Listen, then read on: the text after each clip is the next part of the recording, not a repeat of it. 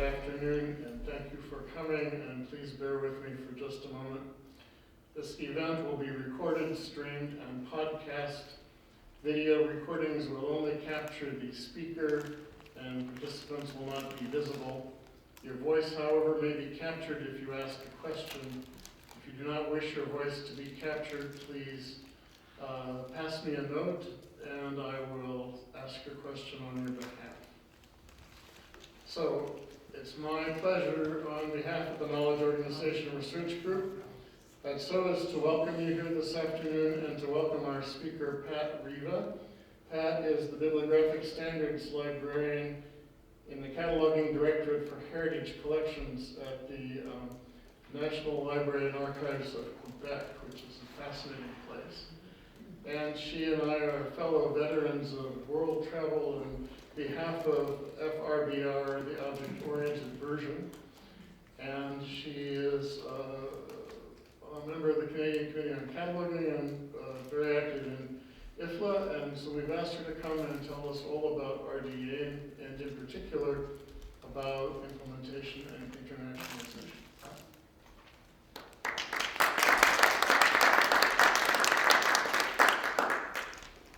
Hello everyone, and glad to see you here. I see catalogers, I see professors who are catalogers, and I see students, I think, that I haven't met yet in this visit, so I think you must be students.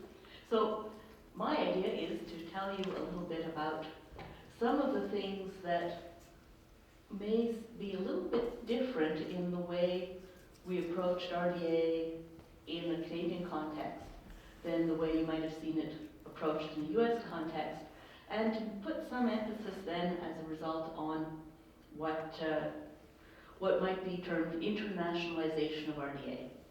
So we started out, and I have to learn how to make this move, but I'm going to do it that way, with an idea, seemed simple enough.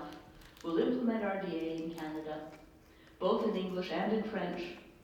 We'll do the two languages at the same time, and at the same time as the other RDA author countries, and we'll do it without much institutional support, because that's the realistic way of things. And so a lot of this is going to be telling you how some of that worked out. In terms of what I'm going to talk about, at first we'll talk a little bit about what it means to implement RDA, and in particular in a Canadian context. Then a little bit about the Training Alliance for Training in English Canada and how that worked out and how that was done. A twist on how that happened in French, so the French factor for training. Then the prerequisite to all this, translating RDA into French. That was a whole issue in itself, and it's had a very, what might be more interesting outside of our own little translation group, the impact that that translation process has then had and brought back into RDA development. So we'll end up on that, the impact of translations on RDA development. So what does it mean to actually implement a standard? There are things that are involved in implementing a standard that are the same wherever you are. First of all, you have to have RDA available. Now in French, that meant having it available in French, so that immediately brought in the whole translation aspect. But in English, of course, well, RDA was going to be available. Then you have to have policy choices. Wherever you've got options, alternatives, wherever you can have fuller or mandatory or non-mandatory elements, you have to have those policy choices. Because if you're going to teach people how to implement RDA in a day-to-day environment, you better be teaching them with the policy choices that you've got in place. So that means that, in fact, there has to be a bit more of a circular aspect to learning RDA, because the people who are going to be making those choices and preparing that training have to start out by learning, so that then they can create the training that matches the policy choices, so that the rest of the cataloging world can actually do the learning. Then, of course, there's adapting systems to work with RDA, and in fact, although that's a lot of work and an important aspect, I won't say any more about it, because there's nothing particular about the Canadian situation as far as that was concerned. We use essentially the same systems, and we had essentially the same issues. Of course, as everybody had issues about finding time to do it. in an otherwise busy schedule, how do you find time for yet another project? But one thing that I have to say was quite different in Canada, and covered it a little bit in some of the preliminary discussions I had, the big buy-in issue wasn't as much of an issue in Canada as it was in the US. I mean, obviously every department had the staff member who said, you mean I have to learn something new before I retire? But they would have said that if you told them that they have to put their books on shelf 2 instead of shelf 3. You know, so it had really nothing in particular to do with RDA. The fact that cataloging is copy driven, if copy is going to come in RDA, we're going to use RDA. That was basically essentially there. So what came in then in the countdown to day 1 of RDA? Well, there was the RDA development process. The core of it going on from 2005 to 2009. As we all know, we could trace that back to 1997 in the Toronto Conference on the Principles behind ACR. But there was, during the time when the development was happening, towards the end of that phase and with some thought before, there was planning. Okay, how are we going to get this implemented? What are we going to do? So then there was a phase where there were a lot of information sessions being given, both in English and in French. Background, development, how did we get here? What were the things that, with ACR, that were causing this whole process to happen? But these, we couldn't term them training sessions. They weren't telling practicing catalogers what to do. They were just getting people ready for the whole idea. In the middle of this time frame, around 2010, that's when we got the translation process started. Prior to then, although we had been nagging ALA publishing, it took until mid-2010 before the technology behind RDA Toolkit had been developed to a point where they could figure out a mechanism for giving translation groups the files that we could work on and in such a way that we could then give them back and get them into the product. So although I think we would ideally have started even sooner, practically there was no practical way to do it. So in fact, French and German translations started around the same time. The actual training then was basically 2012 and into most of 2014 continued happening. And this was actual, real hands-on training, as much as one can do in the workshop setting. French translation was published then in the middle of this time period, in May 14, 2013. The toolkit release that came out then. French and German translations came out at the same time, after having spent almost 3 years sort of racing and, oh dear, I think the Germans are ahead. Oh no, I think we're definitely ahead. Oh no, the Germans seem to be ahead. In the end, we came out at the same time. In my library, our official first day of working in RDA was April 4th, 2013. But that's, you know, as most libraries, we've all had ongoing implementation. We didn't implement for all formats at the same time. We did do some phasing in. We did come up with various policies about how we would and when we would start and what kinds of things were not candidates for RDA. For instance, in-house digitization of something already cataloged in ACR2. That's not going to be an RDA record, that's a machine-generated record. You know, that's not going to be redone.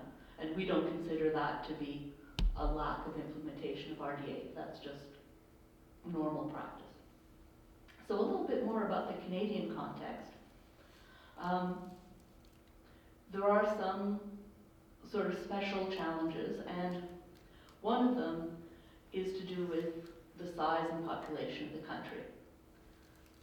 Low population density, lots of space. And as you probably all know, Canadian population is all sort of along the line just north of the US border. So population centers are all very far apart from each other, and it's a 4-hour flight from Montreal to Vancouver. And it's 3 time zones, well, 4.5 time zones if you count the whole country. So there's a lot of critical mass issues in terms of gathering people up to have a workshop. Then the other challenge is Canada is a bilingual country. bilingualism isn't as simple as can be projected from outside. It's not true that everyone in Canada speaks and works equally in English and French. In fact, the bilingualism is a federal policy, applies to federal government agencies, in that federal government agencies need to provide services to citizens in both languages, well, in fact, the language of the citizen's choice. And that tends to mean that, for instance, Library and Archives Canada can't offer a service that's available in English only. They have to find a way of offering the service in French as well. And that meant that for implementing RDA, they really needed to be able to say, no, we can do this for both our English cataloging and our French cataloging. The other thing that not everybody knows about how Library and Archives Canada handles its cataloging is that they will catalog in English materials and materials that are neither English or French, and they'll catalog in French the French materials. So they don't catalog all materials in both languages. But when you go down to Canada at the provincial level, well, then you have a much more mixed picture. New Brunswick is the only other bilingual jurisdiction in Canada. Well, some of the northern territories are actually trilingual or quadrilingual because various native languages are also official. And Quebec is a French language province only in areas of provincial jurisdiction. That doesn't mean that there are no English speakers in Quebec. But on the other hand, it means that a government library like the one I work in is a French language library and catalogs and works entirely only in French. And in fact, you aren't really supposed to ask staff to work with a non-French tool. They could grieve. So that's another issue for implementation. Now, they don't actually grieve because they've all used Library of Congress classification since the 70s, and they know that it's not going to be translated into French. But on the other hand, you could have a problem.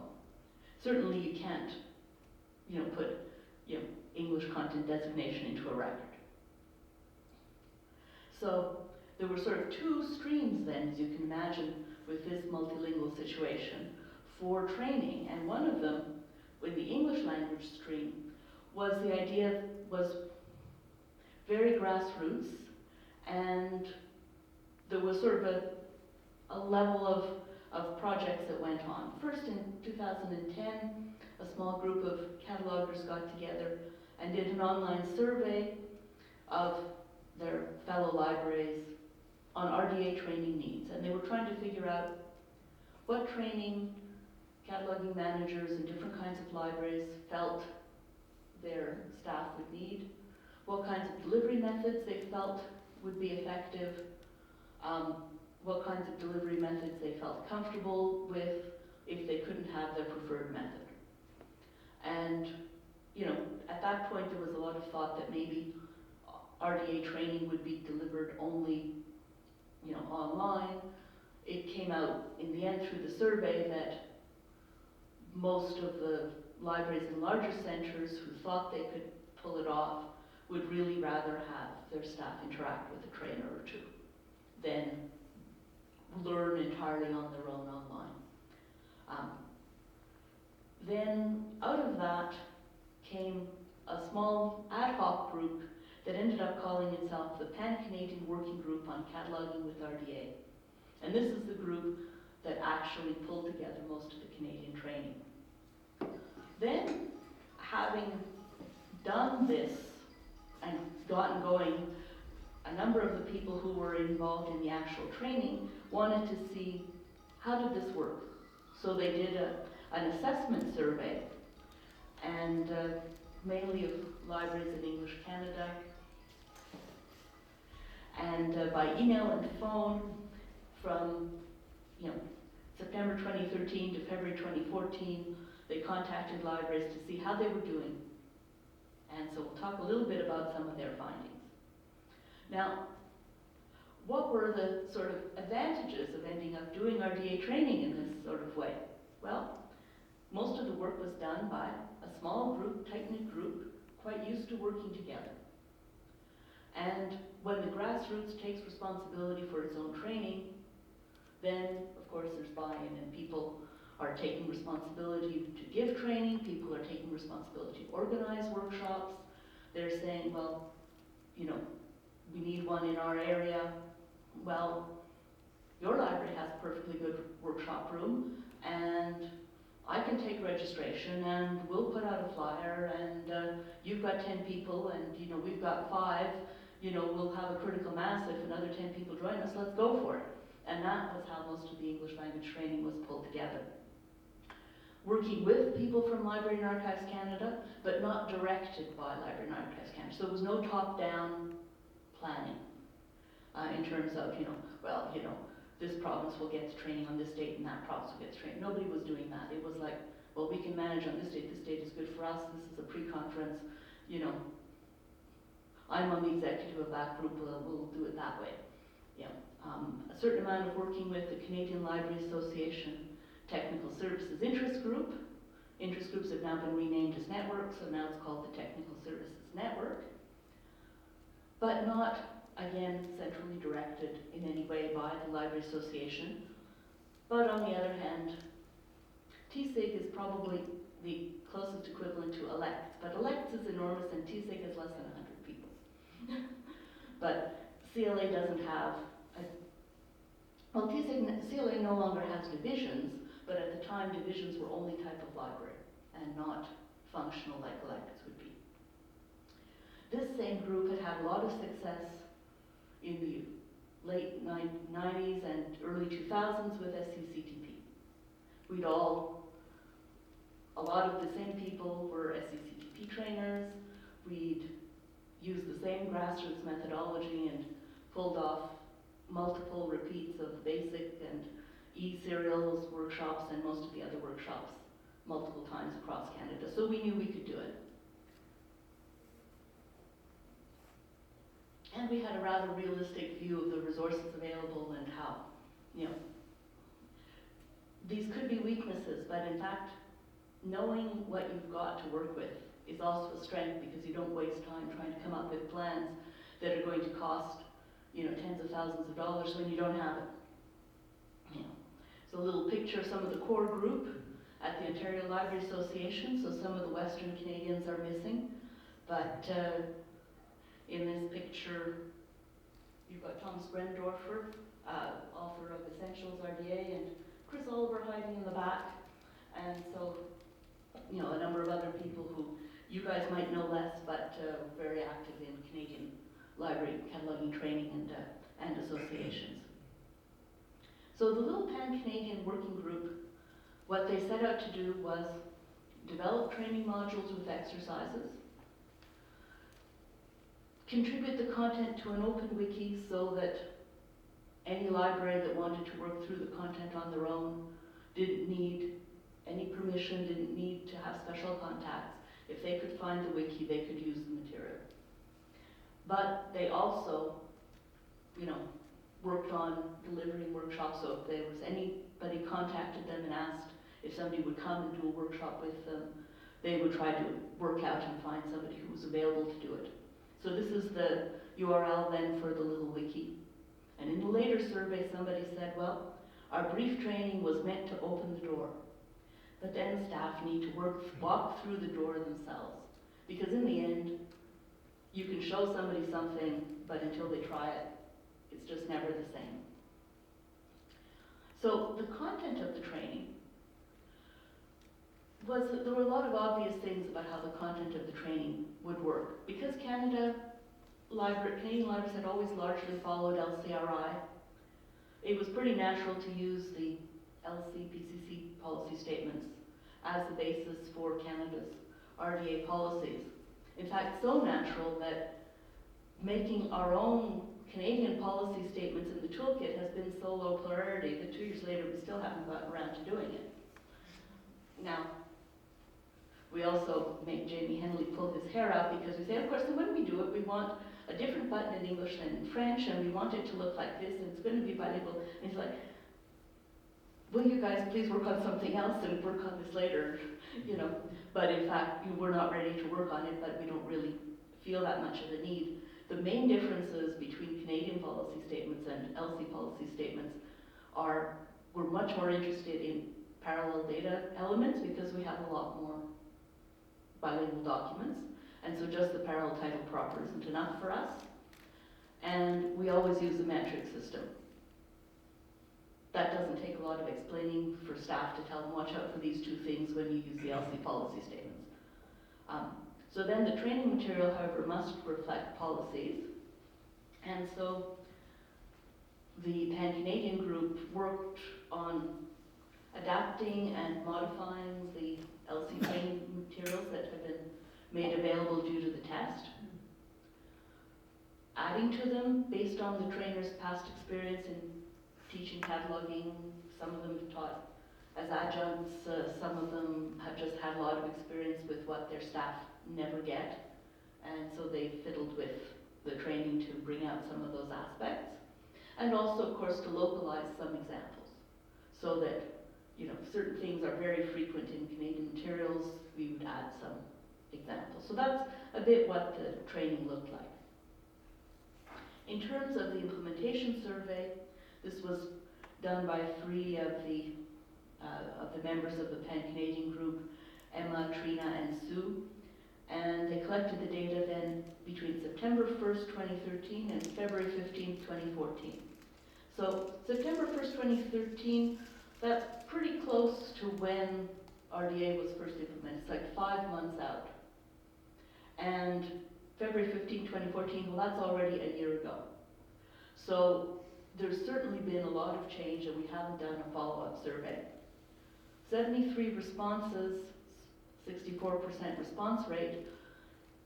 There's not, you know, we were not attempting to survey a lot of tiny little libraries. So in fact, the 73 responses, you've got a large portion of the large universities, you've got lots of the big public library systems, you've got government departments, you've got sort of big power users well represented. In a much earlier situation, I was once involved in doing a survey of all Canadian university libraries, and including the Francophone ones, there's like 93. And there's 20 of those from public library systems. So 73 responses isn't as small as you might think. One of the questions that was asked was, and you know, in hindsight, this question should have been more detailed.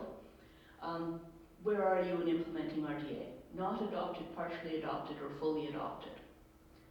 So then, grouping this by region, and I have to realize these data are already over a year old, the Western provinces, 16% of libraries were willing to say they were fully adopted, but only 5% of Ontario, 6.7% of the Maritime provinces, and nobody in the North. Quebec didn't. This was an English language library survey only. But when you look at the partial adoption, you've got the Western libraries saying 73%, well, with the other 16%, that's like Western libraries, less than a year after implementation day one, we're saying we're there. Ontario over half, and even the Maritime provinces reaching up to half, still very low in the North. But the problem with this question was that what was meant by full adoption versus partial adoption was not well described. And so in my opinion, a lot of when we saw the comments, a lot of the libraries that described themselves as partial adoption were, as far as I was concerned, fully adopted. They said, well, we're partially adopted because when we pull an ACR2 record for a 2010 publication, we don't recatalog it. No, guys, you're fully adopted, you know? So I think that a lot of libraries answered partial adoption when they shouldn't have. And so this is already data that's already a year old. So then, of course, the complementary one with the non-adoption in the North. Now, Northern libraries, again, very small, very few. There's Nunavut has a legislative library, a college, and a public library system. 3 libraries. There's one cataloger, Carol Rigby. She catalogs for all 3.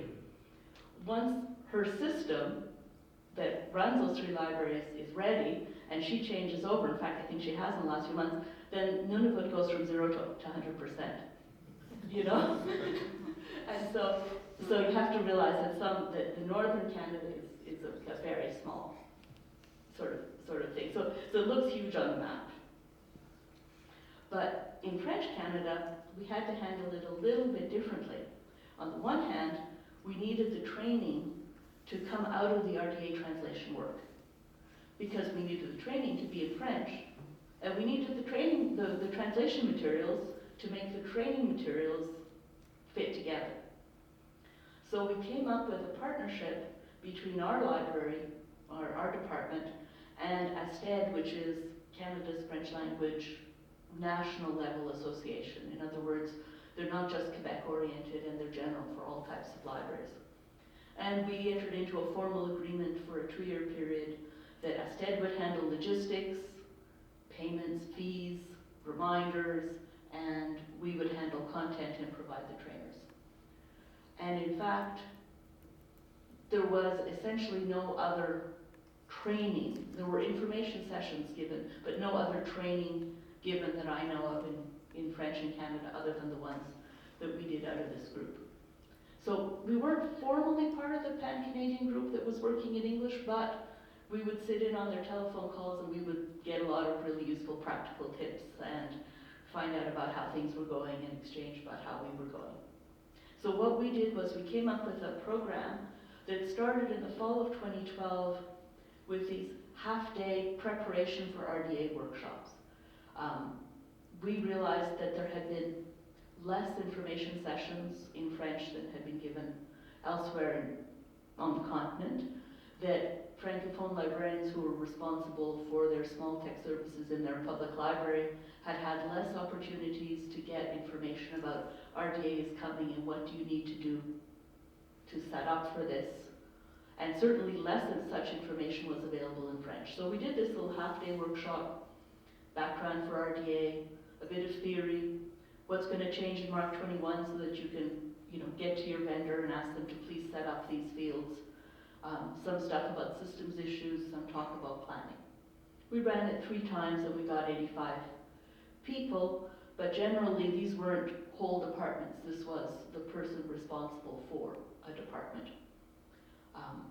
Then we went into what we considered the actual transition training, what we viewed as bridge training, and we advertised as bridge training, ACR2 to RDA training. And we tried to be clear to say to people, we are not going to teach your staff how to catalog if they have never cataloged. That is not the purpose of these workshops.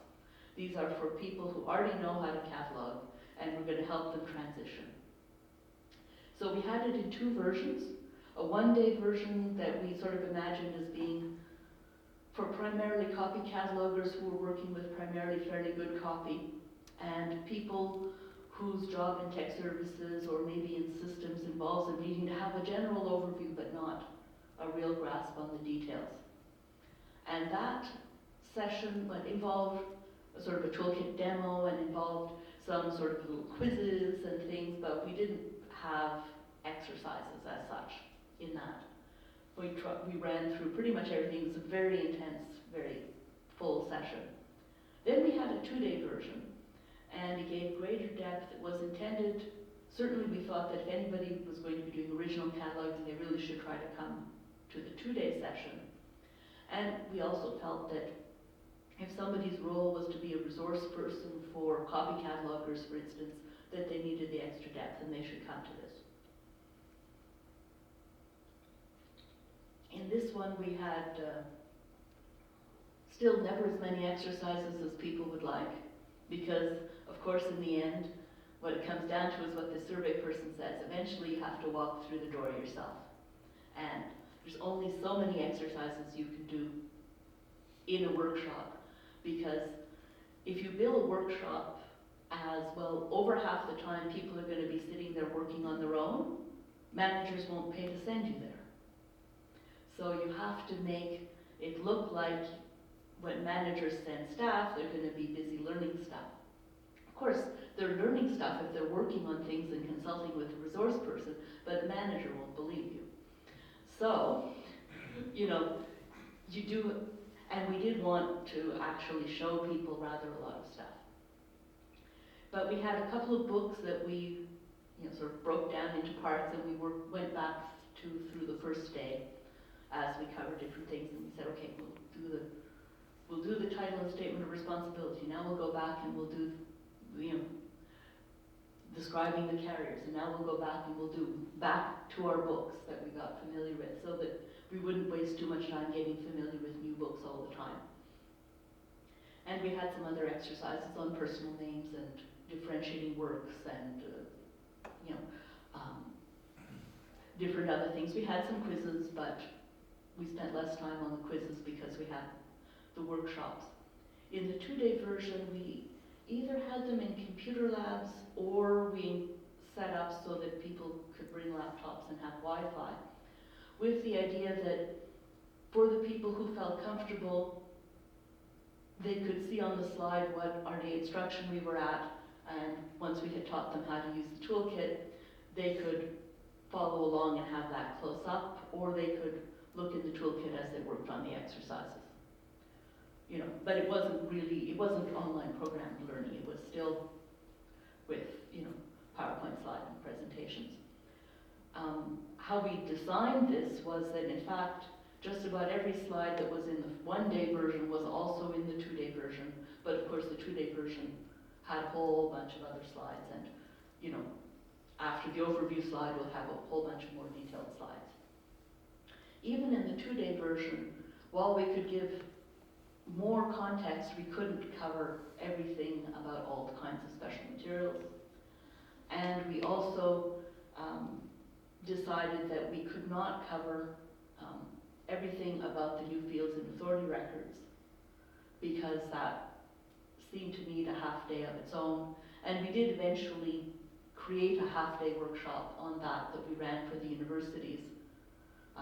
Ran twice for the universities, but on the other hand, we felt that most of the public library systems weren't going to be that interested in that, and I think we were right. They wanted a passive ability to read the extra information in the authority files, but they were not going to be inputting it into their own system. We used material that, you know, came from elsewhere. We did create some of our own exercises, and the people who worked on the training translation had also, all of them had worked on RDA training, RDA translation itself. And of course, they were all people who had access to when we were developing this was December 2012 to March 2013, the as yet unpublished translation files. So we could make sure that we had the right terms, the right materials. We also decided that we would always deliver the sessions in teams of 2, and that meant that some of the cataloging staff who had less experience with giving workshops were paired with somebody who had given more workshops in the past, and they could feel that, well, if a question comes out of left field and I have no idea what the person is talking about, you know, my more experienced training colleague can pitch in. And so this was also seen as a way of, as a part of staff development actually in our department. So we put this into operation. We had a 3-month period where we did 17 workshops in 6 cities. We saw over 400 people. And in addition, in the early part of that time, we were using the same material to train our staff in-house, but our staff had the luxury of having a bit of a breather between each half-day session. And so we spread it out over 6 half-days for our staff. And for some copy cataloging staff in the public library part of our organization, well, they did the 1-day version on a separate thing, and so we had 50 staff trained in-house, and the monographs group started on April 4th. So we basically made it to start at the same time as other national libraries. But the demand for workshops continued, even though, you know, we had no idea there were so many catalogers in Quebec. Even after we had seen 400 people walk through our doors, we still had a waiting list, and we had people wanting more workshops, and people in cities that we hadn't been invited to saying that, you know, well, you haven't come to us yet, and we're like, you haven't invited us. And so they then invited us. So we did another 12 workshops in a 12-month period starting in fall of 2013. Again in Montreal, 4 other cities. We went as far as Moncton, New Brunswick. So another 200 or so people, bringing the total of external attendees to 615. And any manager who sees that 91 days of staff time were spent on training, that's 4.5 months, 4.5 working months. And that's only being present at training. That's not traveling out of town, that's not rehearsing your talk, that's not preparing your talk, that's not making sure that you've got the right handouts and everything is set up. So our department put a lot of time into this training effort. We covered a lot of ground. You know, a bit of a map of us running all over the place, and the dates. So the French training experience was quite different than the English training experience. I said centralized planning, but in a sense it wasn't planned in the sense that we didn't take the map and decide who was going to get the training when. There was a bit of back and forth about who was going to host us. But on the other hand, the content was centrally planned, and thus the same content was delivered, you know, within the parameters of one normally has in a workshop series. And we updated it over time and corrected any typos we found in the first few rounds. It was authoritative because we used the translation files for the first drafts, and then as we made changes, we'd say, oh no, I think we used that sentence at the training, and we'd go and change the training. So people were able to get training that matched the tool they were going to get. So it was an achievement. We actually managed to do it. We implemented RDA at the same time as the other libraries.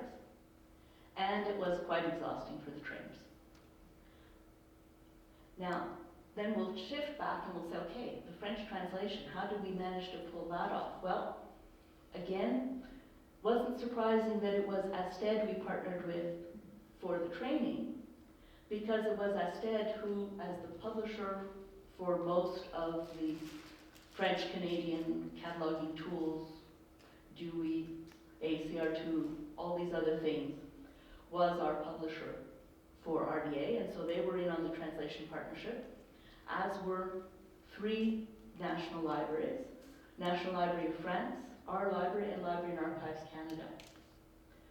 Now, this was slightly different than the RDA translation partnership had 1 member more than the ACR2 translation partnership, because the Bibliothèque Nationale de France had never participated in ACR2 translation.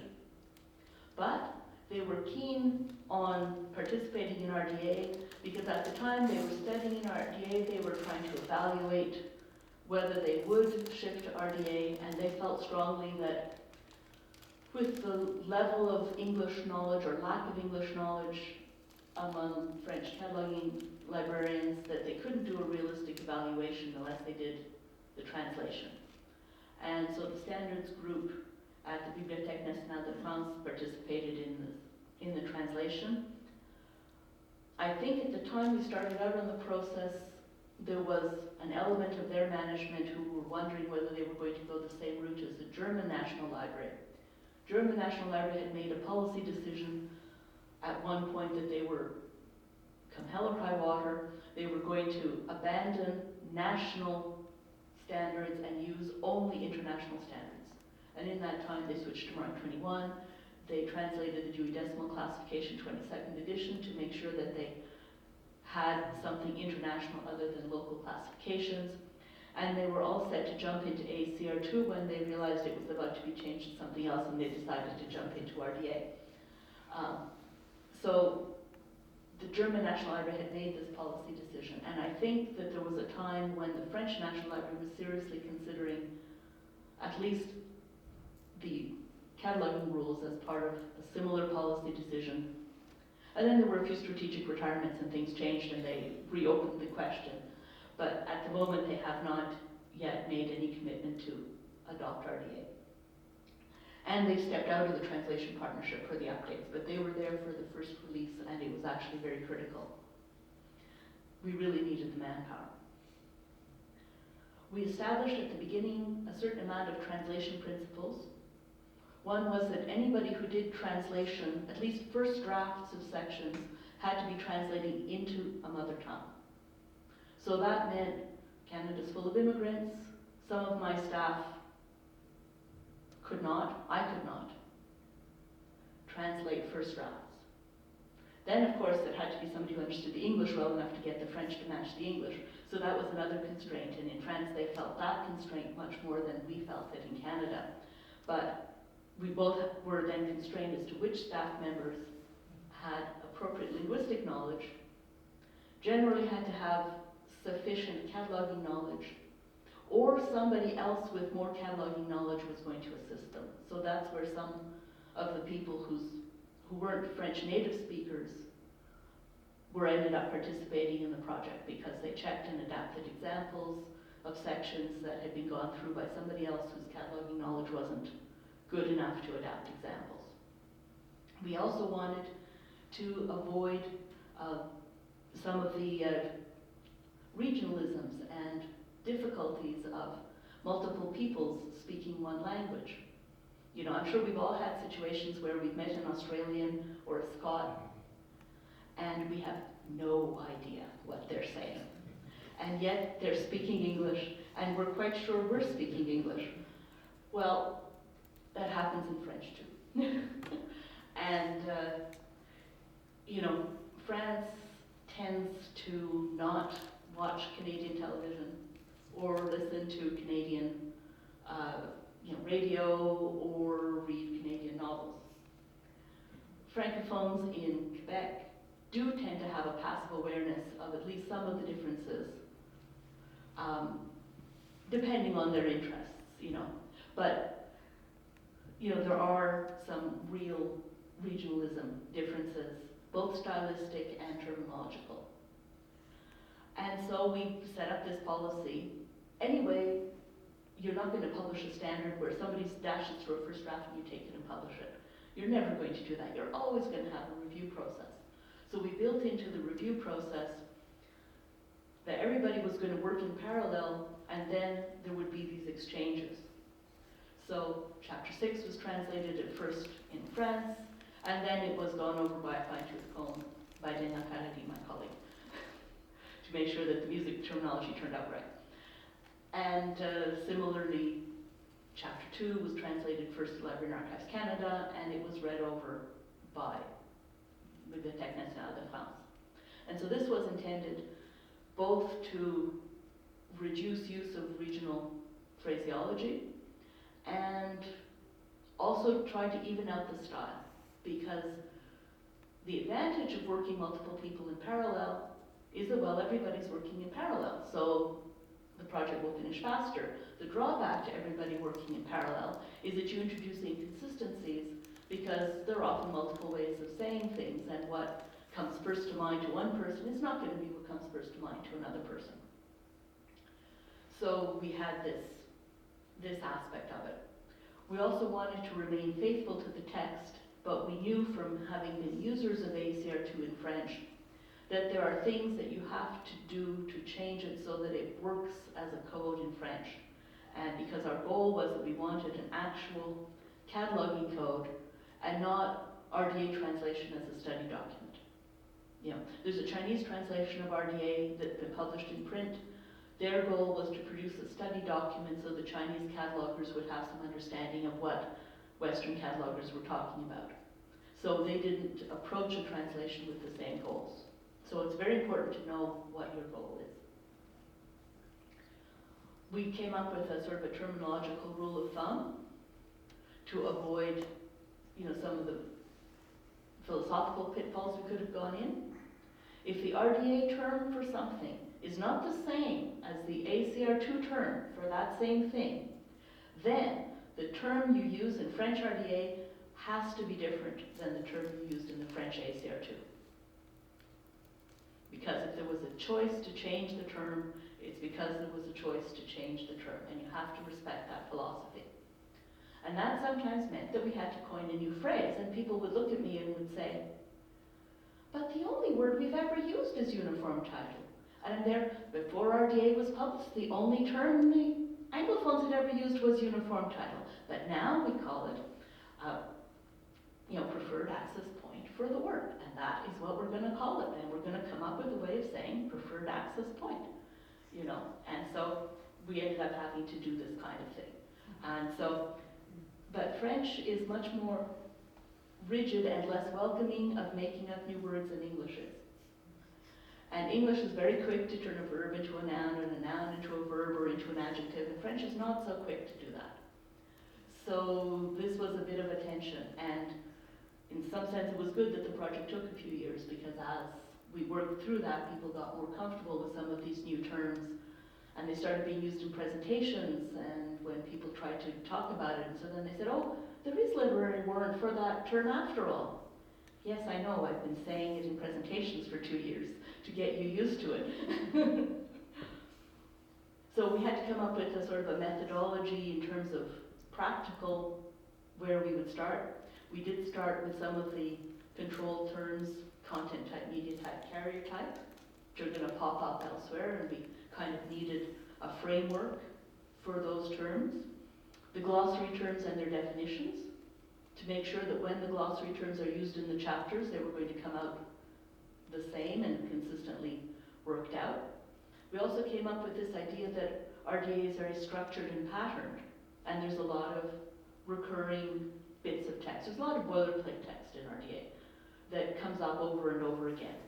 And so we worked on identifying first a small number of these, about 80 some of them that Mark Stewart worked out. Things like apply the instructions at.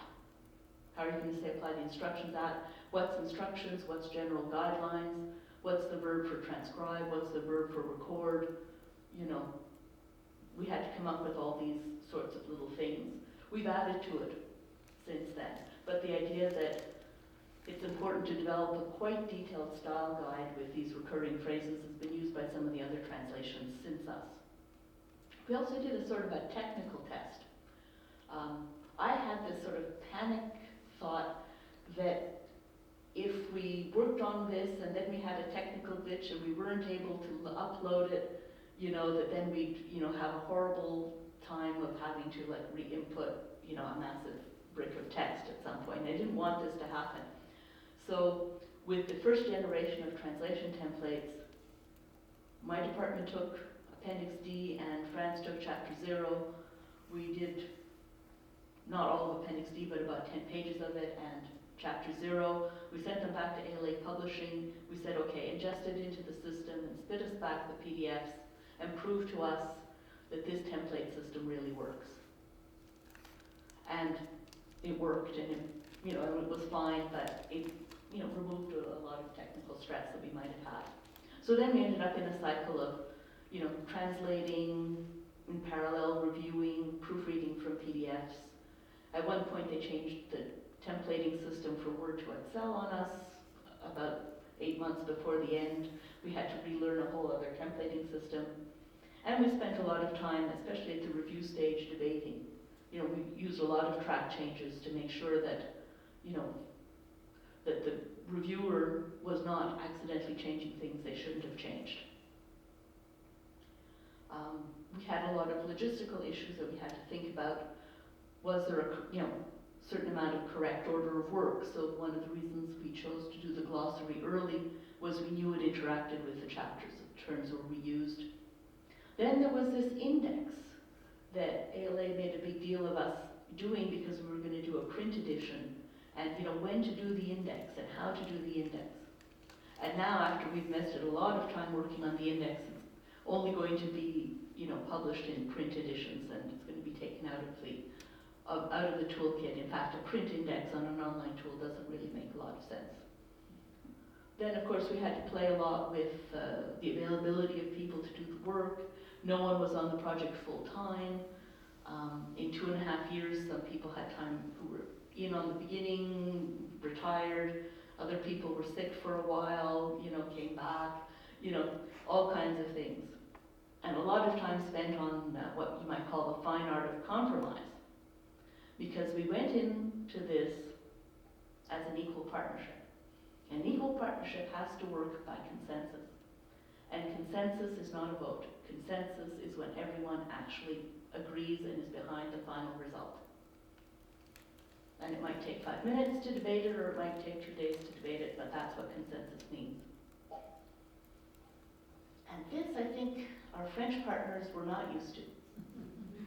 They said, well, you know, we've been arguing about this for 3 days. Pat, why did you decide? And I'm not a francophone. I'm not going to decide what the right grammatical solution to this is. I'm afraid it's going to have to come out of your debate. But the Canadians are not surprised by this because, in fact, the Canadian Committee on Catalan and the Canadian Committee on Mark have never taken a vote in their history. We always work on everything till we have a consensus. Consensus means, however, that everybody who's going to be participating in the discussion is participating in it honestly, and is not just grandstanding, and is not just saying no because they don't like so-and-so. They're saying no because they have a rational reason for disagreeing, and they can articulate that reason. So it's a lot of responsibility. But we didn't have an editor-in-chief of any sort. So we had project management more or less, but we didn't have an editor-in-chief, and we still don't. So some of the fun things that came out that were sort of linguistic challenges, first we had to come up with a title for RDA in French. And this wouldn't seem like a big deal, but the French always keep acronyms the same, no matter what they translate the title to.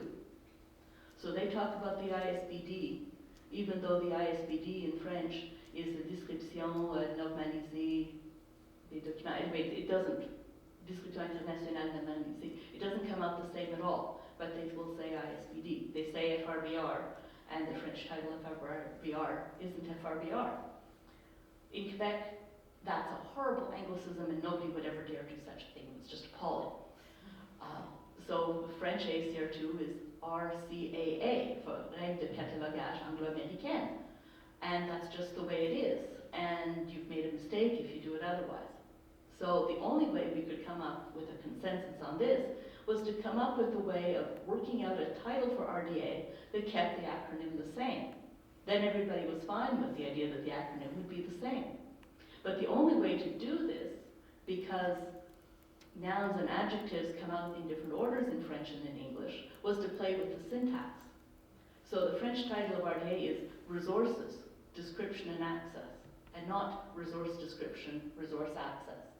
And that was the only way to do it. And so it made ALA Publishing very happy because they definitely didn't want the logo to change, you know, which was another issue that wasn't even in our mind when we thought about this. But we had to come up with this fairly quickly at the beginning. Then, of course, we had some issues with just regional usage of certain general terms, and occasionally it was hilarious. Cities and towns came back in first draft from France as a ville et commune. But commune is the translation of communes. And so my team was falling on the floor laughing about how we were going to have rules about cities and communes. You know, but in fact in France a commune is a kind of municipality. So we wrote back and said, cities and municipalities, please. You know, and there were surely many times when they burst out laughing at something that we had written because the word means something else over there. And then we had to struggle with some of the English neologisms like aggregate works, which is a term that we've made up fairly recently in the English cataloging community. It isn't an old term, and there's no old term for it. And at the beginning of the project, none of them felt comfortable with œuvre agrégative.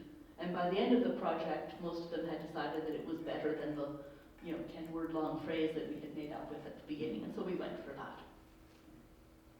Now, this next slide, I cribbed it from Daniel Paradis. He spent a lot of time dealing with differences in terminology between, music terminology between France and Quebec. And so there was a whole bunch of them, and sometimes the terms used in France look a lot more like the English terms, and sometimes the terms used in Quebec look a lot more like the English terms. But all kinds of things were not subject to disagreement. What's a condensed score? Is it a reduced score or a condensed score? Basically, those are the two translations. Continuum, is that a fine French word, or is it not a French word and you have to say basse continu? What's a keyboard instrument? Do you translate it literally, or do you just say, instrument is understood, it's just a keyboard? Well, maybe it isn't just a keyboard. And what's a label, like a disc label that you're transcribing information from? Is that a permissible word that's been borrowed from English into French? Well, in Quebec we say no. But in France, they borrowed it and they say a label. And we're there, what is a label, guys? Because, we use the word etiquette for, label display. We use that word for everything. Even revolutions per minute, in Quebec we say revolutions per minute, the abbreviation works out differently, but in French they use a synonym and they say tour par minute, and it's just a synonym. So all these things had to be debated. It's just a small taste of kinds of things we had to debate. Then there are issues that never come up in English. In French, you have feminine nouns and masculine nouns. And verbs have to agree with it being a feminine noun or a masculine noun. So that's fine, but when you have two things, then how do you agree? So a very common phrase, the title or form of the title, or the name or form of the name. Well, the title is masculine, so you have le titre. But then the form of the title, it's la forme du titre, so it's feminine. So chosen, what do you do with chosen? Do you say it's masculine, but it's next to a feminine word? That's going to look wrong. Do you make it feminine because it's next to a feminine word? But normally, in French, when you're referring to a group of people of mixed gender, you use the masculine. Do you use an E in parentheses to say it's one or the other? Well, that's considered poor style, and that kind of thing, has sort of come and gone. Or do you just make it plural? But that's not correct because there's an or, not an and. So, vast debates and consulting of grammar and French style guides and, went on for hours, but this had to be decided because it doesn't happen just in this one sentence. And this one sentence is in dozens of places in the text, and things of the same thing, so we had to make a policy decision that every translator then had to apply and to do such situations the same way. So it's only a small part of the kinds of things we had to debate. Then we had quite a lot of linguistics challenges with examples, because some examples don't work once you're outside of the English text. So in chapter 16, there's a little rule that talks about how, what's the preferred form of the place name? And it says, well, if there used to be an anglicized form of the place name, but that's dropped out of common usage, you should go with the current form. But, but if the anglicized form of the place name is in common usage, well, you use that. So you say Rome and not Olma. But on the other hand, Leghorn hasn't been used for at least a century, so don't use that, use Livorno. Well, the problem is that there's a French form for Livorno, Livorno, and it's still used, and that particular place name has not changed. And French is very aggressive about Francisizing place names. So it was very difficult to find a substitute example for that rule. At one point we almost gave up until Danielle remembered that we had been to IFLA in Gothenburg, and Gothenburg used to have a Francisized name of Gothenburg with an M, and that's dropped out of current usage, so much so that the rest of the gang didn't even remember it had existed, and so we substituted that example instead. Then a little bit later on, there's an example that shows that if you've got sort of floating spelling variants, you pick one and you make the other one a variant name, and the example is Romania, Romania. That's fine in English, but Roumanie has only one possible spelling in French. And when the person was adapting those examples is our Romanian colleague, and he says, well, yeah, but in French there's only one spelling for Romania, and in Romanian as well. And so, again, think about variant spellings until somebody finally realized that Lithuania sometimes has an H and sometimes doesn't have an H in French spelling But actually in English, Lithuania always has an H. So these are not, it's not situations where the English example could be changed. It's one where the French example has to be different from the English example, because the one that illustrates the same situation in French doesn't illustrate it in English, and the one that illustrates it to an English speaker doesn't illustrate it in French. But you have to have an example of the same kind. So if you're doing a study translation, you might not bother to worry about this, or you might put a note on the side, you know this example only works in English. But if you want catalogers to work with this tool, the example had better illustrate the rule. Then we had situations which were pretty obvious to adapt. So multilingual corporate bodies. Okay, if the corporate body, one of its official languages is English, that's the one you pick. The other one becomes a variant name. Canadian Committee on Cataloging, variant name, Comité Canadien du Catalogage.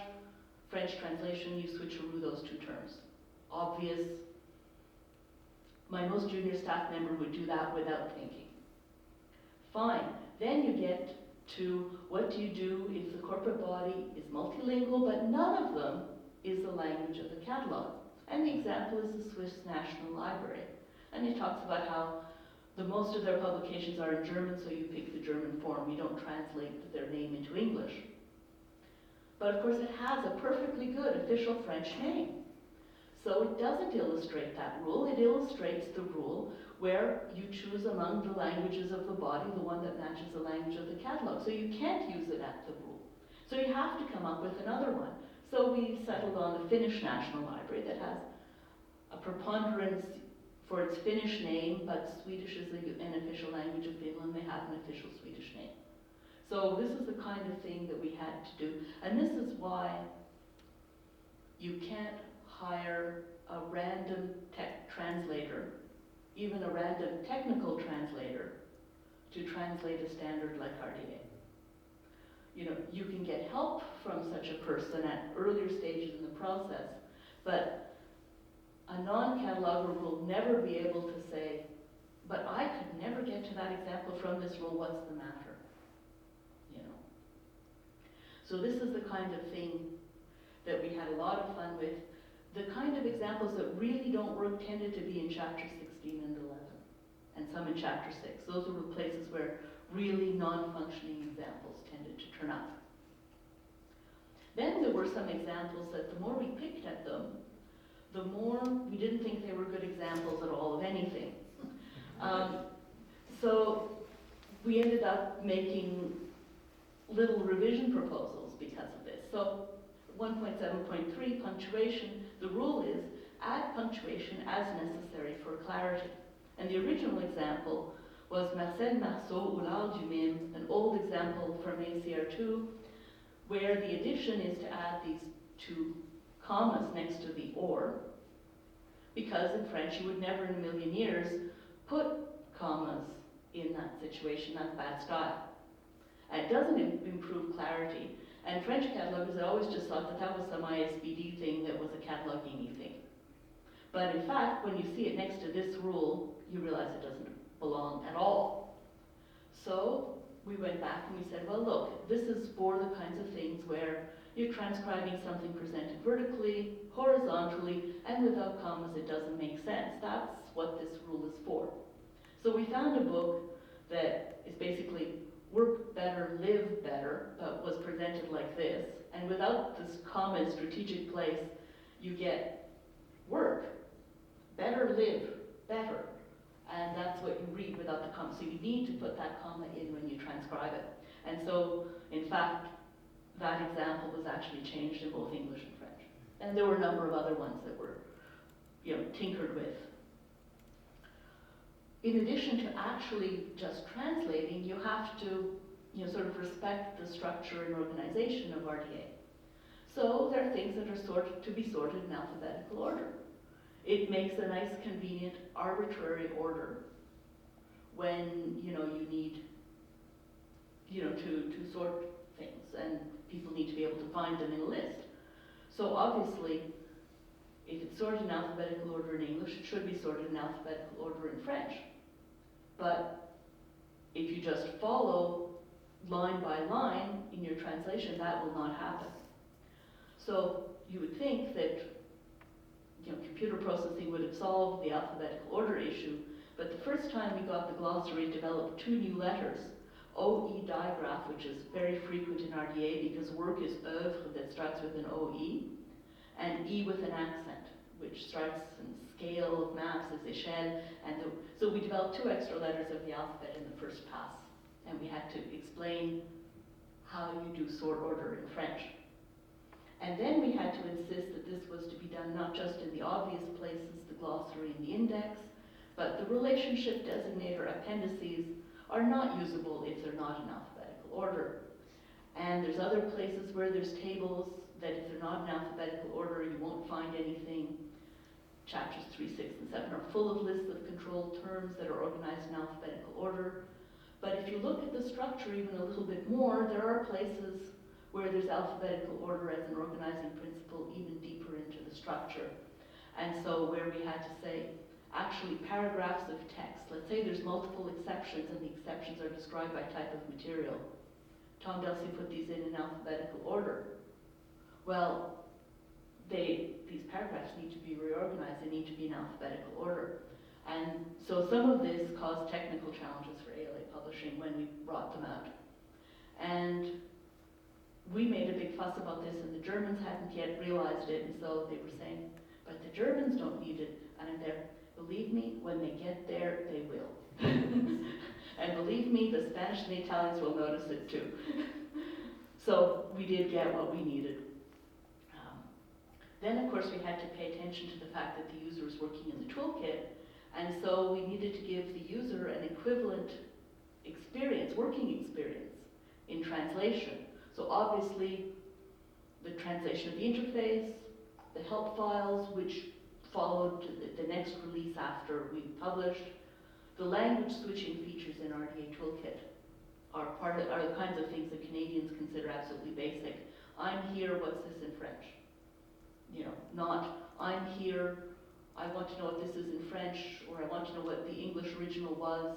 I log into another system and redo my search. That's not acceptable in Canada. So we had to explain this to ALA Publishing. Then we had to think about, okay, there's a lot of other stuff in the toolkit. How much of it do we translate? And when? Well, the elements said, well, that's sort of automatically generated. So we supplied the missing terms that were needed to make it happen. Marked RDA mappings, yes, ideally it would have been done for day one. Practically, we just didn't have the manpower, so that's still ongoing, hasn't come out yet.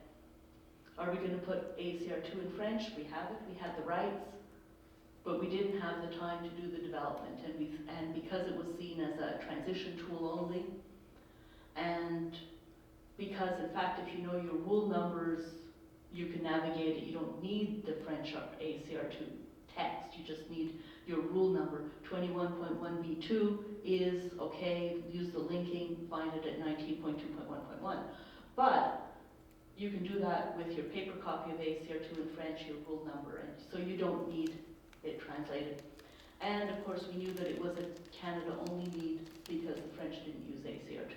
So again, what's the use of putting time into it? But then all the other libraries, policy statements, user-contributed content, that was a clear-cut no, that's not our content.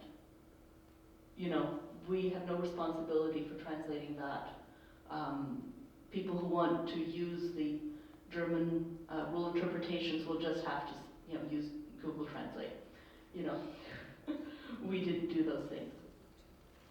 So translation, to some extent, never ends because RDA is a developing project. So although when we got our first French release out in May 2013, it matched English as of the update of October 2012. So it was pre-rewording, because rewording started coming out in December 2012, and the rest of it came out in May 2013, at exactly the same time as we were publishing for the first time. Then there was a 2013 update in July, a 2014 update. So first French release included the first update to RDA, but not yet the other two. So it's been quite an issue to keep up. France dropped out of the translation partnership. The rest of us are running around doing training sessions. It was the same people. And then there's been another big behind the scenes tool change because the RDA content system changed last summer. So we had to transition our text into the new content system. So as a result, we're still working towards catching up at least to where the English was in October 2014. We haven't done any substantive change or update to the French RDA. And of course, this is a tension for particularly the university libraries in Quebec, who are bringing in and adapting English language copy and are seeing relationship designators that they can't find the French version of because we haven't translated them, are seeing access points formulated in ways that they can't see a justification of, and so this is something that, of course, there's a lot of pressure to keep up, but it's not that obvious because it's a time issue.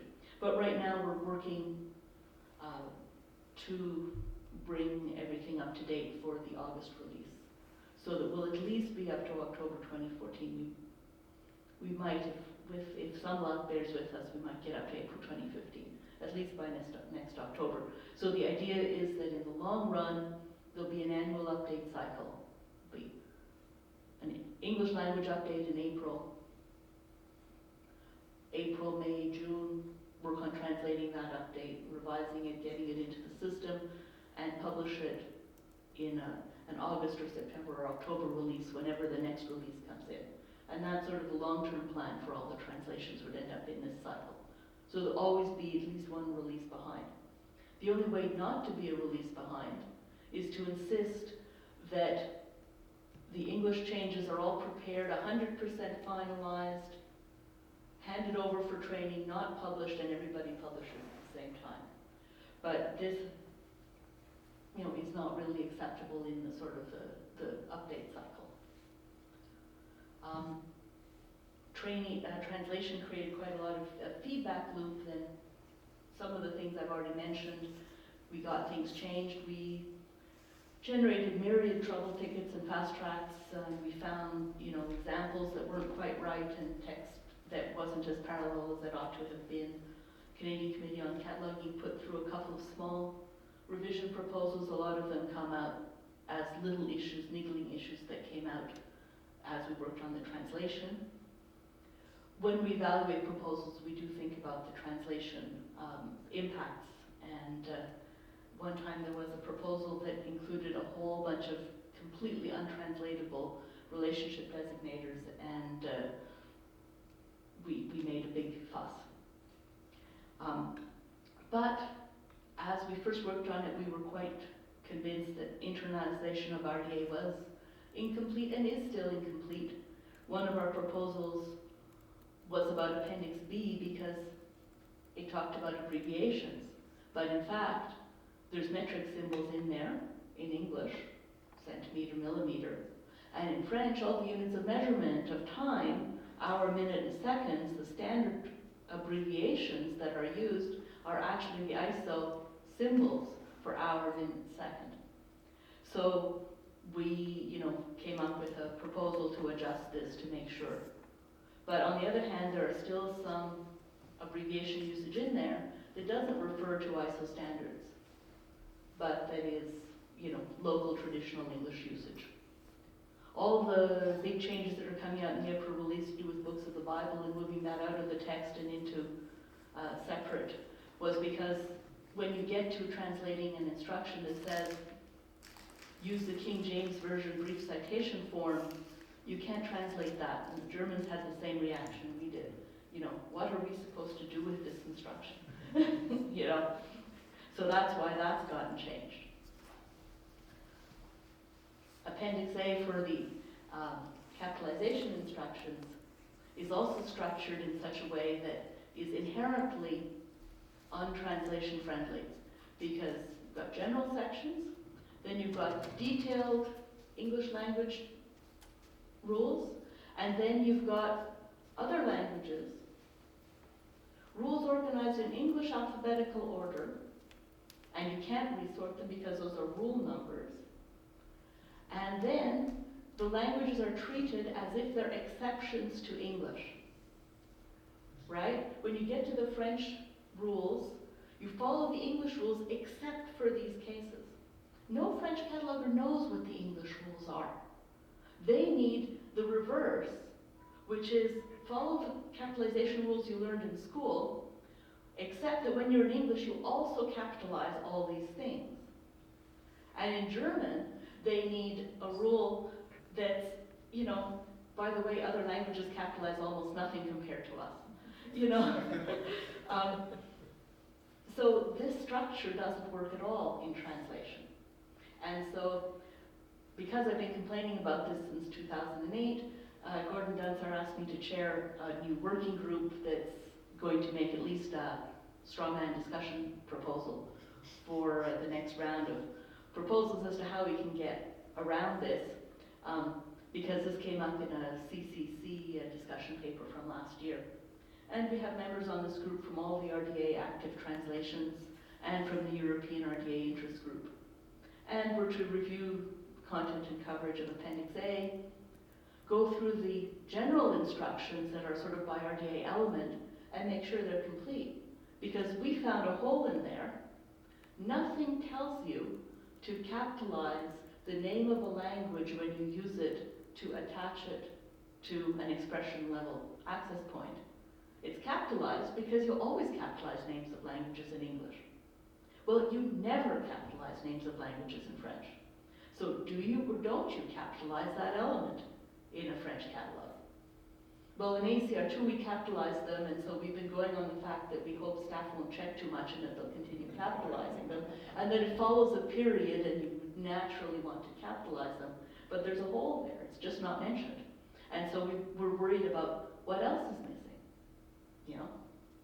And then the language-specific rules. And then there are some missing capitalization instructions that at least the Germans have identified and we've identified. So, and in fact, some of our Slavic catalogers have noticed holes or inaccuracies in the way the capitalization instructions for Slavic languages are described.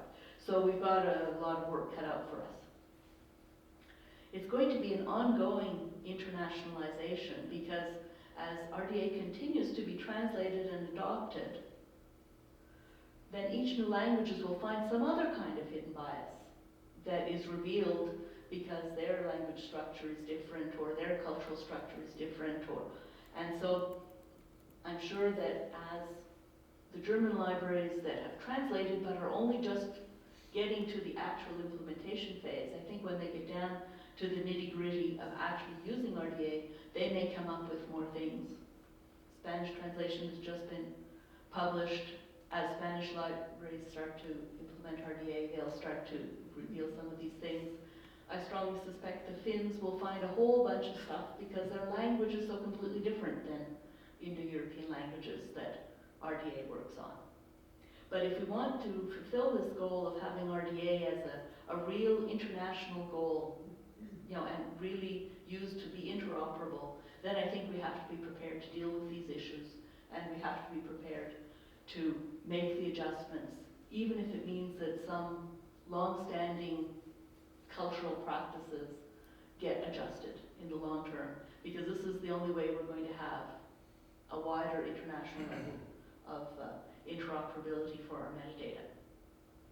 So in conclusion, I just wanted to point out, and I'll be, I think, transmitting this PowerPoint to Richard so that you can, you know, I think you probably want to put it up on the website. So the last slide gives you the citations to 2 articles in the theme issue of Cataloging Classification Quarterly that were done by different groups that I was working with. One on much more detail on the training, and particularly on the results of that implementation survey, and more on the RDA translation project. And that contains more about how we were organized and has some more examples of some of the translation adaptation. So that gives you some idea of some of what we learned, and I think I'm getting on to bang on 5:30. One of the things that's very interesting is how something that can be extremely nitty-gritty can actually be attached to a philosophical issue. And it can sometimes take just 1 or 2 steps to get from a very detailed thing about, punctuation or capitalization, which seems like nothing, but it actually reveals an attitude towards the users of the code, and it doesn't take a lot of steps to get from one to the other. And that, I think, is one of the most interesting things that we've really learned out of this whole process. So, thanks everybody for bearing with us.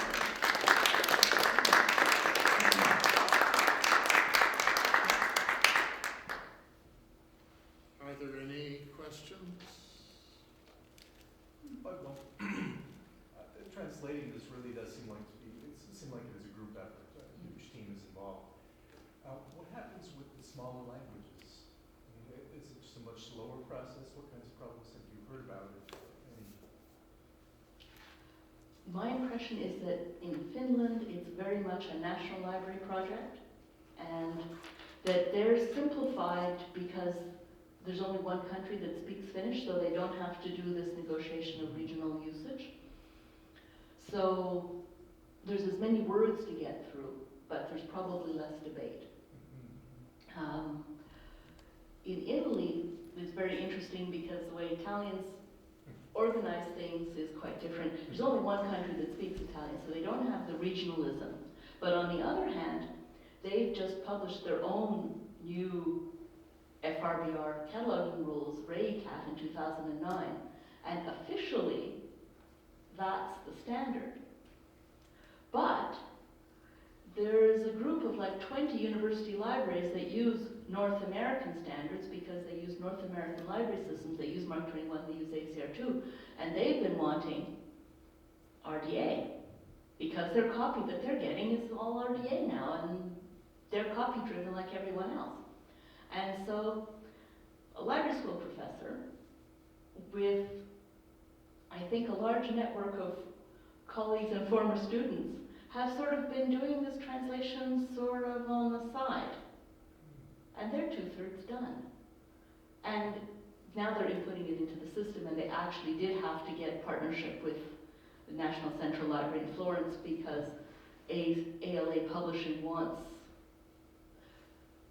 when they do the translation contracts, ALA Publishing wants some institutional commitment that there will be some updates. They don't want a translation to get into the toolkit and then get forgotten about.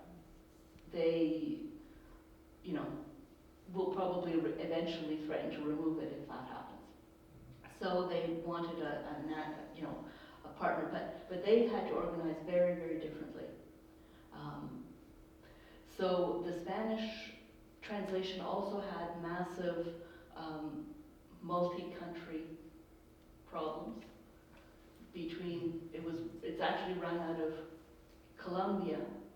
The main translator is Aheo Garcia, who's a Chilean, but there's other people, and they had a review committee, and kind of complicated because of the role that Spain did or didn't play. So they've had it's taken them longer than it took us, because they actually had even more players around the table, and they didn't have some of the practice that the Canadian partners had of actually already working together and already getting things done in this way. So I think each country will find that they have their own unique ways. In Germany, things are very centralized, and I think 95% of the work was done by Susanna Olschlager by herself, because they're bureaucratic in their way. And I think she got impatient at one point, and she said, well, look, let me just do a little test so that you guys can see. And then she did a little more, and eventually she finished it. But on the other hand, that she didn't have the reviewing process early on, and so then that sort of popped in late in her process, and caused a lot of, I think, hard feelings towards the tail end of their translation process, because they just didn't input early enough. I'm wondering if the proliferation of translations will have any implications for JSC working principles, and has that actually been discussed in any way? starting to, I think this governance review that JSC brought in, one of the factors in it is wanting to see how things can be restructured so that implementations in other languages start to have a place at the table. And so that there's less accidental addition of materials that is untranslatable or that doesn't work in translation. Because Canada's had somebody from Library and Archives Canada on JSC all along, there's always been somebody there all along who's had some understanding of the issues. Although it's normally been an English language person who's filled that role just because of who's had those jobs. But still, on the Canadian Committee on Cataloging, the structure of the Canadian Committee on Cataloging involves 2 representatives from Canadian Library Association, so English language representatives, 2 named by ESTED, so French language representatives, plus 2 from Library and Archives Canada, and then specialist communities, which by fluke will have some English and some French out of that. So we've had that, but then they added Germany in the last time review JSC. And now they're looking at this and saying, but we can't add every country that adopts RDA, or we'll end up with a JSC that's got 30 members, can never find a date to meet, ends up being so large that people can't even hear each other discuss.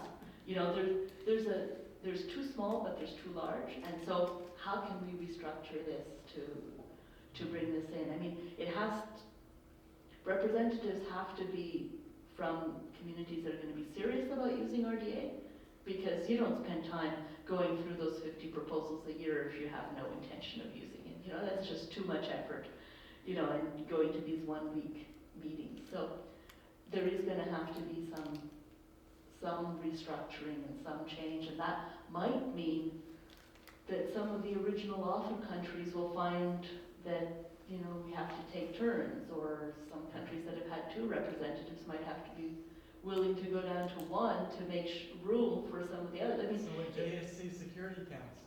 yeah, it could very well turn out a little bit like that, you know. Yeah. Have you included the members outside of the cataloging community in your workshops? Attending the workshops, we had a number of people who came from some of the system vendors who sell automated systems that are sold in Quebec. I was really happy to see them. And we had one library that brought all their main reference librarians to the 1-day workshop, as well as the cataloging and acquisitions people. That library was really very thorough in making sure that they sent absolutely everybody. We have had a certain amount of people with sort of mixed responsibilities. There's one of the Quebec University libraries where they actually create their own subject thesaurus, and so they have a subject thesaurus group that don't normally do descriptive cataloging, but later on in the process, in the second phase, they also sent their whole subject thesaurus group in. So it's been mainly more, and so in some libraries, particularly in the preparation for RDA, a lot of systems people were definitely invited to come. They were definitely an audience we wanted to get. But what we never really did in French was create any sort of workshop that was truly geared towards the non-technical side of the library.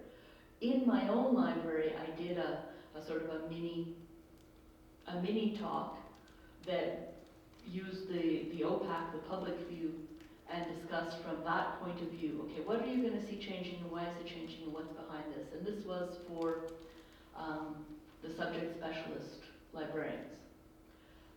In English at CLA, there have been a certain amount of such talks, so there's more available in English in Canada than there has been in French for that. But I was very happy to see the system vendors turn up. I was very happy to see them turn up. Yeah. In terms of French uptake, that's one of the things I ended up cutting out. You know, we didn't do an equivalent of the survey where we contacted libraries to see where they were in their RDA implementation. we sort of looked at the kind of statistics we had as to who had attended to see the sort of uptake. And, you know, after not that much, I was pretty much able to identify all the Quebec University libraries. And by knowing the university sector fairly well, I was able to say, yeah, I know they have 20 staff yet, I know they only have 5 staff yet, that's all of them. And so I was pretty sure fairly early on that the university sector had all come. The public libraries, I don't have the same feel for. We had maybe 150 people who had a university affiliation, maybe 250 people who had public library affiliation, but very hard for me to tell whether that represents half, 2/3, all public libraries. I really don't have a good sense of that. What I have seen is that in the public libraries, they would come for training, but they wouldn't have their system upgraded yet. So then, sometimes I'd see them again and I'd say, I've seen you before. And they'd say, yeah, we finally got our system upgraded, now I can finally use the 246, and now I can't remember what you taught me last year, so I've come back. I think I would still be having such people coming back if we were still doing workshops, but our contract ran out. School libraries mainly use a particular vendor, and that vendor sent all their staff. So I think that that's how school libraries have been doing it. But we have a sort of a college sector that's sort of between high school and university, and that was very poorly represented. I mean, should be about 44 such colleges. I could only count about 16 or 17 having sent anyone. I don't understand what's the matter with the others. I don't understand why they haven't turned up. I don't understand. I mean, some of them were saying, well, 22 of us are all in on a consortium and we kind of have to move all at once, and they were very slow to move. And the other government libraries, I haven't seen nearly as many of them as I would have expected. So I think that they delayed because of systems issues without realizing that they were delaying beyond the end of the training period that we were going to offer. Yeah. Because part of the problem is that it was all very well to keep offering the material while we hadn't changed the text of RDA. But every time we made even a small amount of changes, we had to check all this material all over again to make sure that it still matched with what was in the toolkit. And now as we're starting to implement rewording, and actually as we start to implement actual updates, well then we really would have to change the training material if we were still using it. And to what extent do we want to put in that investment on these transition courses? We may be better off putting in our investment on a half-day RDA What's New course that gets offered in the fall next year. You know, but again, you know, there's trainer burnout as well in that, and also managerial willingness to have people run off and do as many training sessions as we did the last time. I think it might not be there.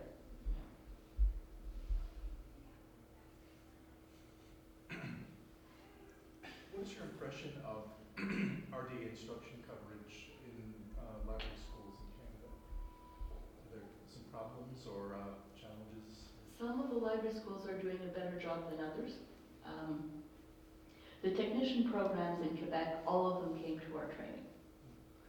So at some point, I think we trained everyone who teaches technicians, which is kind of, well, it was only 5 programs. I mean, this is not enormous.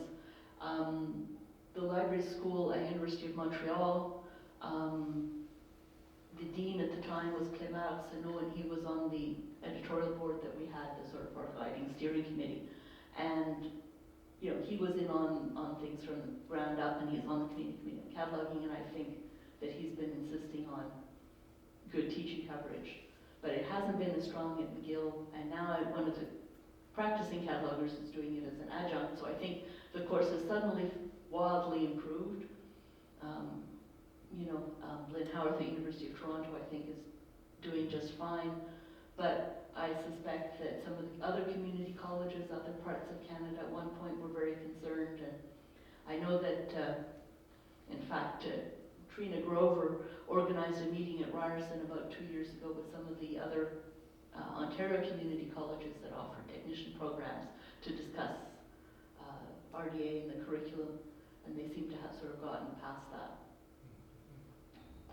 But they were all telling me things like, well, in French they were saying we can't teach RDA until we have the French translation. So none of them did more than give information about how RDA was coming until fall 2013. And so that means that we're still, technician training programs are 3 years long in Quebec, and that means that they're still working through cohorts who did their first year basic courses with ACR2 only, and then did some of their more in-depth courses with RDA. The university courses were able to switch sooner because it was sort of less of an issue that, at the university level, it's less of an issue to ask your students to do readings in another language, but at the technician level, it is considered a bit of an issue. So we're still, and then, of course, the schools didn't know what to do because they heard that some libraries had implemented and some libraries were waiting on their systems. So if they send out students who've never used ACR2 and they get on the job market a year before the employer is ready, then they don't know ACR2 at all. What do I, what are these students going to do? So they sort of hedge their bets by trying to teach a bit of both. So I still haven't had a new employee who has never learned ACR2, which I think will be very, very interesting to see what happens in a couple of years when that starts to happen. And how do they see it, and which ways do they see it that are different than the way the rest of us see it who've worked on both.